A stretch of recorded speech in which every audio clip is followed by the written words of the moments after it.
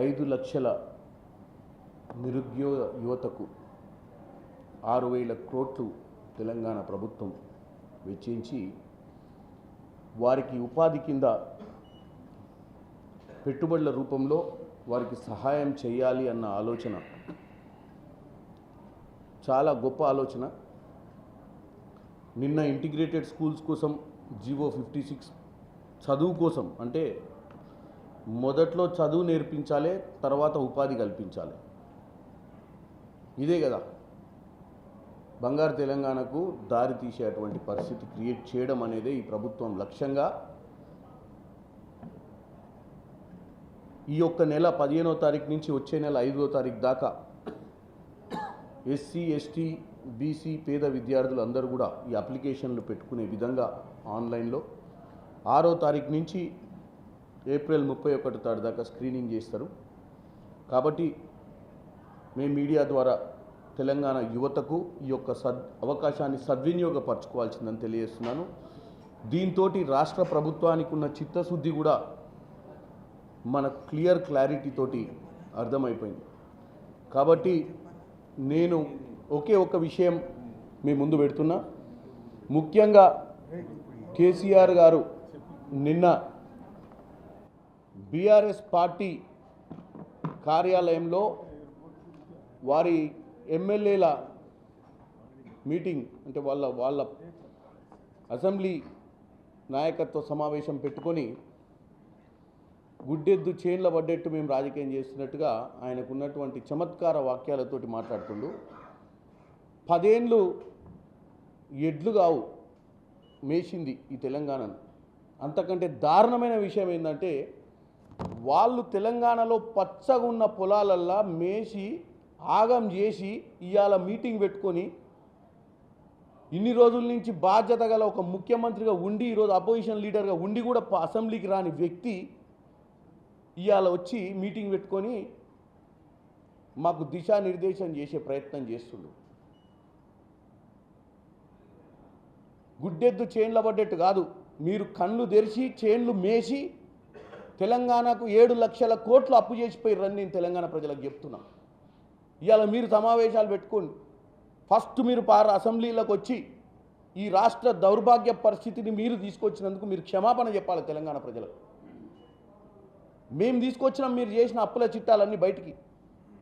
ఇవాళ మీరు 12% లోన్లకు తెస్తే ఇవాళ లోన్ రీస్ట్రక్చరింగ్ చేసే ప్రయత్నం చేస్తే కూడా ఇటు సెంట్రల్ గవర్నమెంట్లో కిషన్ రెడ్డి గారు వీళ్ళందరూ రాష్ట్రానికి సాయం చేసేదే, వాళ్ళు కూడా మీకు చేతులు కలిపి మా మీద అమ్మడాలు మోపే ప్రయత్నం చేస్తారు.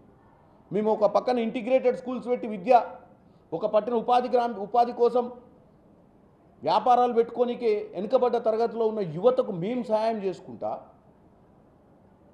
మేము ఇచ్చిన గ్యారంటీలే కాకుండా ఏం చేస్తే తెలంగాణ బంగారు తెలంగాణ అవుతుంది అన్న ఆలోచనతో మేము ముందుకు పోతుంటే మీరు ఎట్లా తెలంగాణ ప్రజలు బాగుపడాలన్న ఒక ఆలోచనతో మీరు సలహాలు చెప్పకుండా మీరు మీటింగులు పెట్టుకొని మా మీదనే మళ్ళీ కిషన్ రెడ్డి గారు అంటారు ఇదే నవ్వు వస్తుందంట ఆయనకు మమ్మల్ని చూస్తే.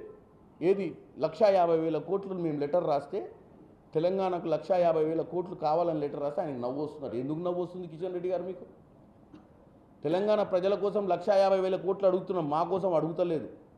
మీరు కూడా తెలంగాణ ప్రజల చేతనే కదా గెలుపొన్నది. ఇలా 3R వద్దా, నీకు మెట్రో వద్దా?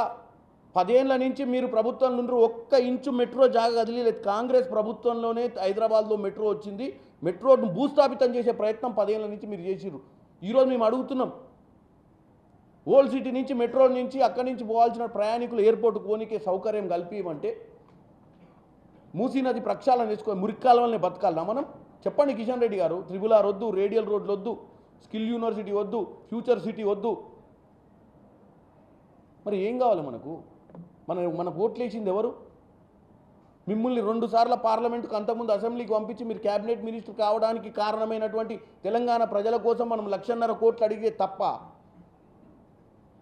మీరు దాన్ని సమర్థించాల్సింది పోయి మీరు వెటికారమా? మీకు మేమంటే మా ముఖ్యమంత్రి చేసే ప్రయత్నాలన్నింటినీ కేవలం మీకు ఆయన ముఖ్యమంత్రి కావడాన్నే ఓర్వకపోవడం పక్కన పెడితే తెలంగాణ ప్రజల గురించి ఆలోచించండి. మీరు అనుకోవచ్చు మాకంటే కింది స్థాయి నుంచి మా తర్వాత రాజకీయాలకు వచ్చిన వ్యక్తి ముఖ్యమంత్రి అయిందని చెప్పి మీరు బాధపడుతుండొచ్చు లోపల. ఈయన వచ్చి ఢిల్లీలో మా ప్రధానమంత్రిని కలిసి మా మంత్రుల్ని కలిసి నిధులు తీసుకోపోతే రేపు పొద్దున మా భవిష్యత్తు ఎట్లుంటుందో తెలంగాణ రాజకీయాలల్లో కాంగ్రెస్ పార్టీ రేవంత్ రెడ్డి గారే బాగా డెవలప్ అయితే మా ఫ్యూచర్ ఏందని ఆలోచించుడే తప్ప తెలంగాణ ప్రజల గురించి మీకు పట్టింపు లేదా? పట్టించుకోరా? 7,50,000 కోట్లు అయితే రేవంత్ రెడ్డి 3.5 అయింది అనుకొని మేము ప్రభుత్వంలోకి వచ్చినాం, అందుకే మేము పథకాలు చేయలేమని చెప్పి మీరు అంటున్నారు. అవును, నువ్వు సెంట్రల్ మినిస్టర్ ఉండి నువ్వు 10 ఏళ్ళు పాలించి అక్కడ రాష్ట్రం దోచుకుంటుంటే ఆ రోజు నిమ్మకు నీరెత్తినట్టుంది మీరు కదా. ఈరోజు కూడా మీ కేసీఆర్ని ఒక్క మాట అంటే మీరు ఓర్చే పరిస్థితి లేరు. మీకు కేసీఆర్కున్న అండర్స్టాండింగ్ ఏందో నాకు అర్థం కాలే. మీకు అవసరమైతే ఎమ్మెల్సీ ఎన్నికలలో క్యాండిడేట్లను పెట్టరు, 8 మంది ఎంపీలను ఢిల్లీకి పంపించే ప్రయత్నం చేస్తారు. మీ అండర్స్టాండింగ్ ఏందో ఆయనను ఒక్క మాట అంటే మీకెందుకు నొప్పిలేస్తుందో నాకు తెలియదు. మేము 1,50,000 కోట్లు కావాలని తెలంగాణ ప్రభుత్వం నుంచి మేము రాసిన లేఖను తప్పు పట్టే వాళ్ళు ఇవాళ వాళ్ళు నిన్న మీటింగ్ పెట్టుకున్నారు. ఎందుకు మీటింగ్ పెట్టారు అడగండి. దోసుకొని పోయిన వాళ్ళు, అడ్డగోలుగా దోచుకొని పోయిన వాళ్ళ గురించి మాట్లాడకుండా మీరు తెలంగాణలో జరుగుతున్నటువంటి ప్రభుత్వ సంక్షేమ పథకాలకు అండగా నిలవాల్సిన అవసరం ఉంది. అలాగే కేసీఆర్ గారు కూడా అసెంబ్లీకి రావాల్సిన అవసరం ఉంది. అసెంబ్లీలో మొట్టమొదటిగా మీరు ఈ రాష్ట్రాన్ని దోచుకున్న విధానానికి ప్రజలకు క్షమాపణ చెప్పాల్సిన అవసరం ఉంది. దాంతోపాటు ఇప్పుడు జరుగుతున్నటువంటి కార్యక్రమాలకు నిజంగానే మాకు మేము తప్పు చేస్తుంటే మా పథకాలలో మంచి చెడు ఈరోజు స్కిల్ యూనివర్సిటీస్ కానీ, ఈరోజు ఇంటిగ్రేటెడ్ స్కూల్స్ కానీ, ఈరోజు ఉపాధికి సంబంధించినటువంటి పెట్టుబడులు కానీ వీటిలలో మీకు ఎక్కడైనా ఏదైనా ఇన్పుట్ ఇచ్చేది ఉంటే ఒక కన్స్ట్రక్టివ్ లైన్లో ఇన్పుట్ ఇవ్వాలి ఒక ప్రతిపక్ష నాయకునిగా, ఒక పెద్ద మనిషికున్న మీరు. అంతే తప్ప ఎడ్లు దున్నపోతుల గురించి మాట్లాడాల్సిన అవసరం లేదు. మా నాయకులు, మా ముఖ్యమంత్రి, మా మంత్రులకు ఉన్న చిత్తశుద్ధి ఏందో ఏ రోజు సెక్రటేరియట్కి రాని నీకు తెలియదు. రోజు సెక్రటేరియట్కి వచ్చి తెలంగాణ ప్రజలకు అందుబాటులో ఉన్నటువంటి మా మంత్రులకు ముఖ్యమంత్రికి తెలుస్తుంది. కాబట్టి దయచేసి తెలంగాణ ప్రజలు అర్థం చేసుకోవాలి. కాంగ్రెస్ పార్టీ 24 గంటలు ఏదో ఒకటి చేయాలన్న తాపత్రయమే ఈరోజు ఈ యొక్క పథకం.